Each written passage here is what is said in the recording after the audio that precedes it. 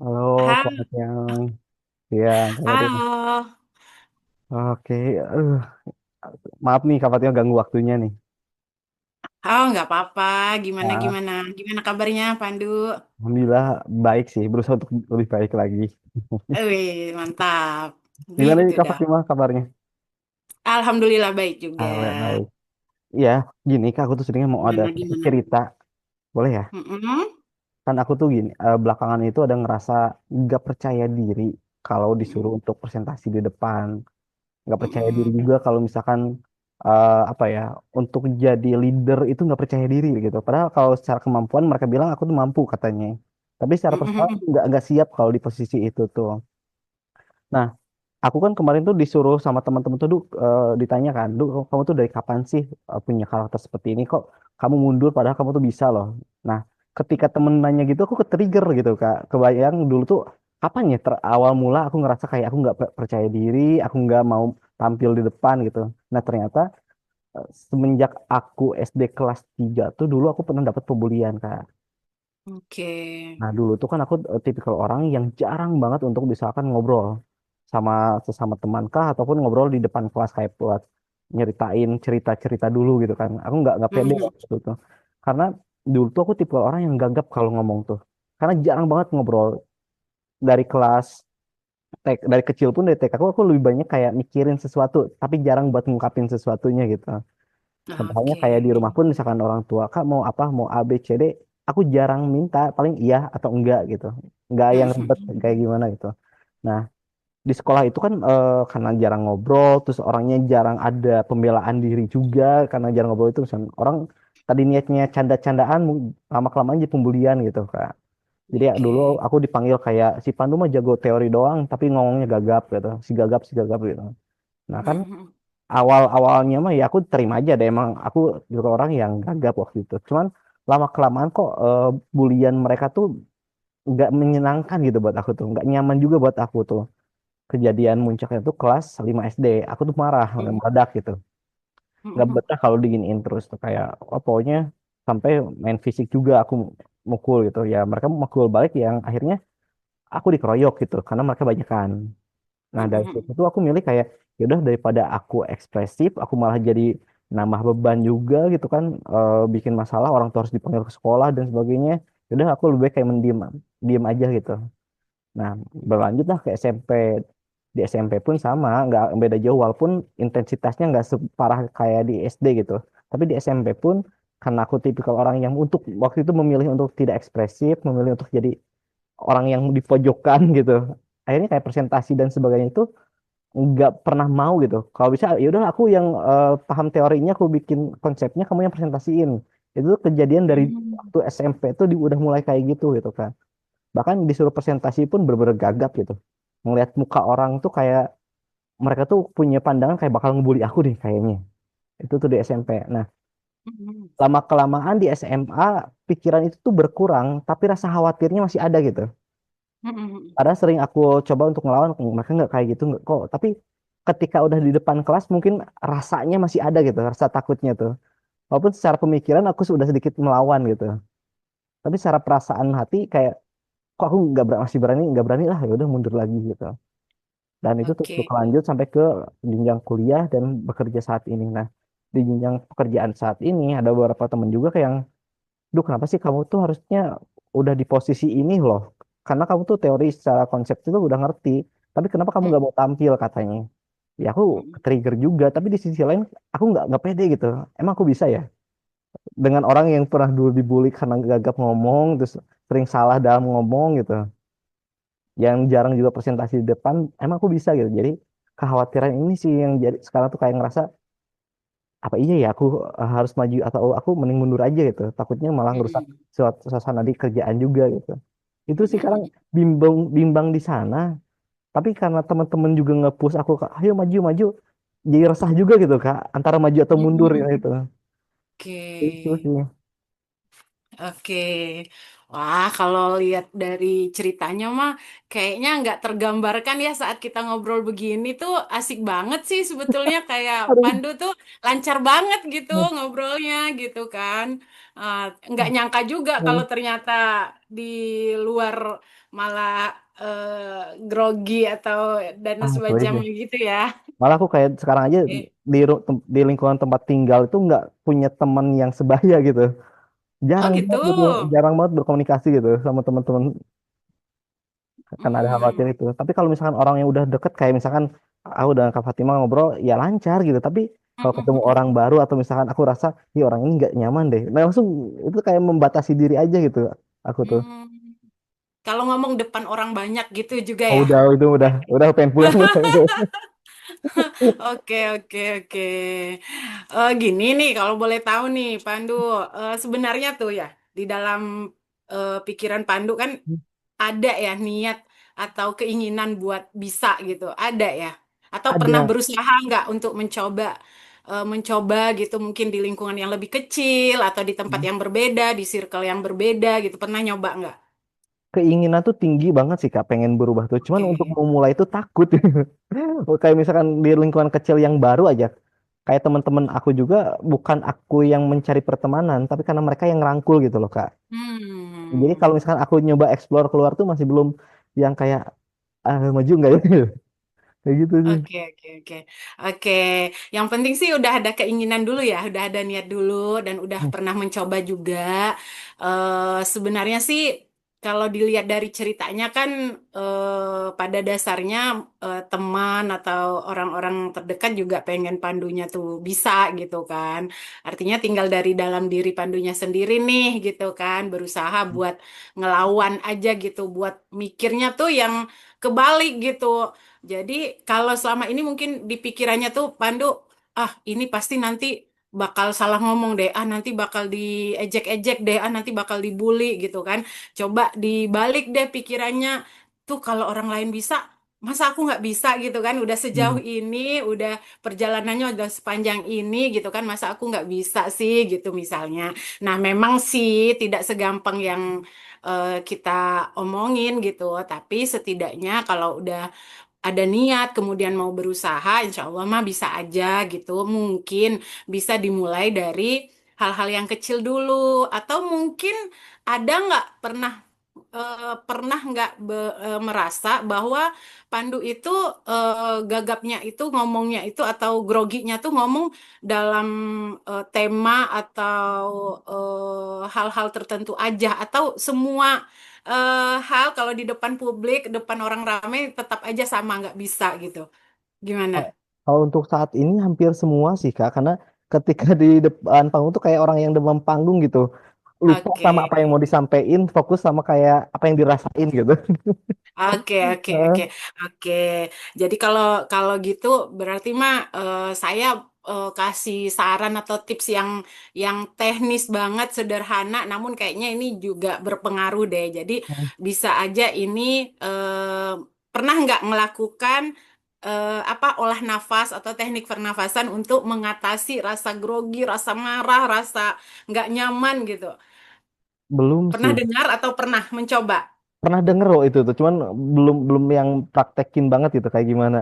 Oke, nah itu boleh tuh, boleh dimulai dari situ tuh. Nah kalau kita udah mau maju nih, mau maju, ya kan udah ada niat nih, udah mau mencoba. Nah untuk mengatasi itu, kalau udah mau maju nih, udah mau ngomong, pasti kadang tuh ya keringat dingin, ya deg-degan Hmm, juga, hmm, bisa aja sakit perut, misalnya itu kan sebenarnya memang benar-benar akibat dari perasaan takut, perasaan grogi kita gitu, demam panggung tadi gitu.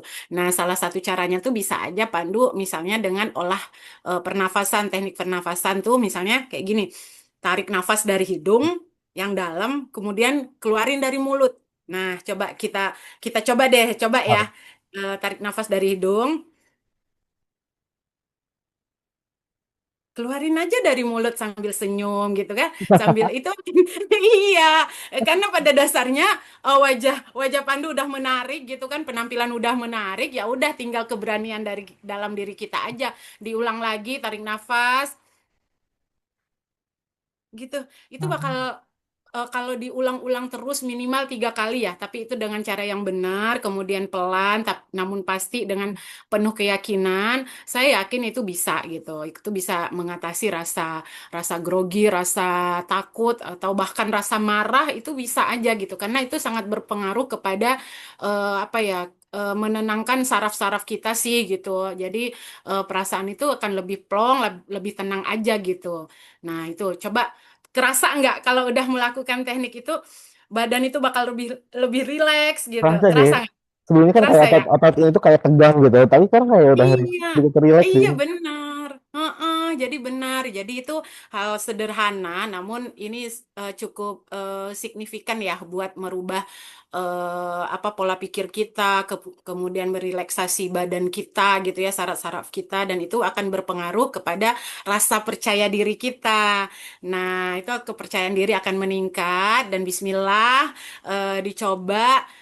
Insya Allah bakal kalau udah yakin bakal teratasi deh itu gitu ya, nggak bisa instan juga tapi intensitas juga menentukan gitu, nggak bisa cuma sekali 2 kali. Jadi yang namanya ngomong depan umum itu memang nggak semua orang bisa juga gitu, tapi kita yang mau coba itu pasti bisa gitu. Yang penting itu tadi mau mencoba gitu dan intensitasnya ditingkatkan gitu. Kalau mungkin biasanya cuma sekali-sekali atau setahun mungkin 2 kali, nah bisa dicoba sebulan sekali.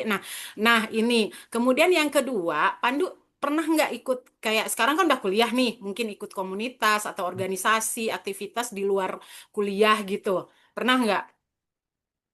Pernah sih Kak, aku ikutan kayak infak beras nih, komunikasi infak beras gitu. Mm, mm, mm, mm. Tapi nggak yang bersosialisasi juga sih, hanya kayak aku kebagian tugas apa ya, aku fokus di tugasnya aja gitu, tidak bersosialisasi dengan Oke. yang lain.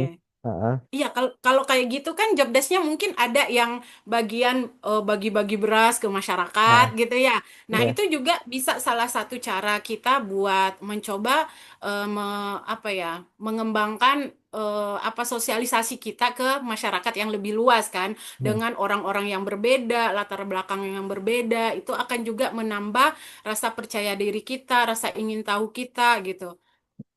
Boleh sih, kayaknya aku coba deh ya. Oke, Hmm. ntar hanya gitu. Sorry nih ada gangguan teknis ini Oke, kayaknya. oke. Oke, jadi gitu. Kedengaran nggak suara saya? Aman, aman. Kedengaran. Aman, oke. Gitu, Pandu bisa dicoba seperti itu. Jadi kalau selama ini mungkin kerjanya yang di depan layar aja Hmm. gitu kan, ngerekap-ngerekap. Nah, boleh tuh bertukar peran. Pandu yang sosialisasi keluar, menyampaikan pesan, kemudian menyampaikan harapan-harapan. Nah, seperti itu bisa dicoba dari circle atau lingkungan yang lebih kecil dulu. Bahkan kalau tinggal bersama keluarga nih, untuk melatih keterampilan berbicara kita di depan umum itu bisa juga kita itu berlatih dulu nih di depan teman-teman, di depan keluarga. Nanti kan bakal dievaluasi itu, dikoreksi. Oh, kamu tuh kurangnya ini, oh kamu tuh kurangnya ini, itu bisa juga. Kemudian yang terakhir, bisa juga tuh latihannya di depan cermin, Pandu. Pernah nggak nyoba latihan di depan cermin? Dulu Ngomong pernah, sendiri di depan cermin. dulu pernah, cuman ngerasa cringe gitu, rasa aneh gitu. Oh gitu ya. Durasi lagi. Iya, iya Oh, itu juga itu pengaruh kan banget ya. wah, pengaruh banget. Jadi kan kita gini, kalau di depan cermin kita ngomong kayak gini kan, kita ngomong depan layar, kita tuh bisa lihat mimik wajah kita tuh seperti apa ketika ngomong A, itu sinkron nggak sih dengan bahasa tubuh misalnya kan? Itu juga, nah maka dilatih ngomong itu jangan kaku. Jadi bahasa tubuh tuh dimainin kayak tangan. Itu kan alat bisa dikatakan alat bantu ketika kita ngomong depan orang ramai gitu ya. Nah, yang terakhir nih, Pandu, ini boleh banget nih. Itu bisa juga kita latihan ngomong seolah-olah ini depan orang banyak, kemudian itu tuh direkam. Nah, Hmm. kalau direkam itu bakal bisa kita evaluasi nih kurangnya apa, nanti yang perlu diperbaiki apa gitu. Oh, ternyata aku kalau ngomong pakai senyum tuh lebih kelihatan menarik, misalnya kayak Hmm. gitu. Nah, hal-hal seperti itu kalau hal-hal positif yang kita dapatkan, kemudian kita tanamkan di dalam diri kita, itu akan menjadi poin plus lah ya, menambah kepercayaan diri kita gitu. Jadi nanti ketika kita ngomong mulai nih bicara di depan orang ramai, kemudian presentasi mungkin lain gitu kan, jadi moderator atau MC. Nah, itu ketika kita ingat nih kelebihan-kelebihan hal-hal positif yang kita lihat ketika kita bicara tadi di depan cermin atau di mana direkam gitu. Itu tuh ketika kita ingat ternyata kita banyak kelebihan gitu kan, hal positif banyak di dalam diri kita, itu bakal menjadi motivasi tersendiri buat kita dan menambah kepercayaan diri gitu sih. Pandu gitu. Jadi sering-seringlah bersosialisasi, dimulai Oke. dari lingkungan yang kecil, mungkin dimulai dari anak-anak, remaja gitu ngomong depan mereka, sekedar memberikan motivasi atau say hello, nanya-nanya apa gitu. Itu bisa banget sih dimulai ya. Yang penting itu tadi kamu udah punya kemauan, kemudian kamu mau berusaha, itu sih intinya kayak gitu. Gimana gimana? Oke sih, dapat banget sih. Aku mau coba satu-satu ya, kayak tadi kayak olah Ah, ah. pernafasan. Oh iya, satu lagi nih Pandu. Oh, Sebelum saya lupa nih, jadi sebenarnya hal-hal tadi rangkaian-rangkaian mungkin solusi atau saran yang saya sampaikan itu bakalan berguna banget kalau Pandu itu bikin jurnal. Nah, bikin jurnal nih, bikin jurnal itu jadi kita tahu progresnya kita. Kalau misalnya nih Pandu mau mulai dari hari ini nih, hari ini banget mau mulai gitu kan, direncanakan, oh minggu depan nih ada presentasi makalah kelompok aku. Nah, kayaknya aku deh yang bakal menjadi moderator dulu nih, misalnya kan, moderator. Nah, itu dibikin aja jurnalnya. Nanti hal-hal lain juga gitu. Nanti Pandu bisa cek progresnya apa. Kemudian sampai di bulan depan misalnya targetnya apa, progresnya apa, kemudian dievaluasi, proyeksinya ada gitu. Jadi tuh enak, lebih enak. Jadi kita tuh teratur gitu, terstruktur, teratur gitu, dan itu akan lebih mudah sih, lebih sangat membantu sebetulnya buat kita tuh ada tolak ukurnya lah ibaratnya gitu. Nah, itu sih poin penting juga yang perlu diterapin kayaknya. oke, Iya, oke, gimana? siap, siap, siap. Kayak itu, jadi iya ya juga ya, kalau misalnya kita journaling kayak gitu, kita juga kelihatan progresnya ya. Aku selama ini Iya, kayak bener. keingetnya aja tuh, kayak misalnya latihan presentasi, mungkin karena besok presentasi, ya udah baru latihan presentasi. Tapi Ah, itu tuh lama lagi ke presentasinya tuh gitu. Dan nggak pernah aku review gimana hasilnya sih. nah, iya benar kayak gitu aja. Oh, Dicoba aja dulu. Ntar kalau misalnya perlu kita sharing lagi nih, misalnya ada kendala atau Kak kayaknya saran Kakak yang ini nih nggak cocok deh. Mungkin butuh saran yang lain, mungkin butuh cara yang lain. Nanti kita sharing-sharing aja lagi. Tapi hal-hal tadi yang mungkin dimulai dari hal-hal kecil, sederhana, namun itu dilakukan dengan komitmen yang tinggi. Nah, kita lihat ada hasilnya nggak nanti gitu. oke. Iya, Oke, siap, gitu siap nih. deh. Mm-mm, mm-mm. Oke. Jadi kabarnya aku coba lagi ya. Coba lagi sih. Sekarang karena dulu kayaknya pernah nyoba dikit-dikit cuman nggak terstruktur aja. Tapi insight-nya tadi masuk akal juga ya. Makasih banyak nih Kak Fatima. Aku mau ngelakuin sih. Oke, sip kalau gitu mantap. Mudah-mudahan berhasil ya, lancar dan Amin. Siap. berhasil. Oke, Amin. Siap. oke. Gimana? Udah aman ya berarti ya Kalau buat sekarang kayaknya so sekarang? far so good sih. Aku udah Oke. oke. Kalau misalnya nanti aku mau nanya-nanya perihal tadi boleh ya di luar Boleh ngomong. banget, boleh Oke. banget. Iya, aku juga pengen tahu sih progresnya gimana nanti. Oke, siap. Iya. Sip deh Oke, kalau gitu siap. ya. Siap Kak Fatima. Makasih banyak nih Iya, masukannya. sama-sama. Manfaat Oke, juga sehat ilmunya ya. selalu ya. Siap. Oke. Nah, Siap. Mari, Assalamualaikum. Assalamualaikum. Waalaikumsalam.